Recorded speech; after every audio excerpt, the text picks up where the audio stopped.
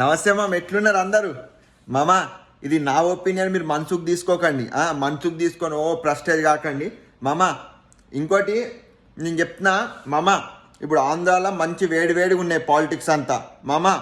ఇగో తప్పకుండా ఏ పార్టీ గెలిచినా ఏం కాదు మామ.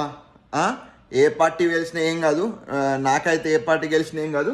ఇంకోటి మామ, మీకు చెప్తున్నా, అంటే ఆంధ్రాలో ఉన్న ఫాలోవర్స్ ఉంటారు కాబట్టి ప్లీజ్ మామ, పార్టీ ఏది గెలిచినా సరే దాంట్లో మెయిన్ లీడర్ మాత్రం తప్పకుండా గెలిపించుకోవాలి మామ. ఇప్పుడు జై భారత్ పార్టీకి జేడి లక్ష్మీనారాయణ సార్ హెడ్.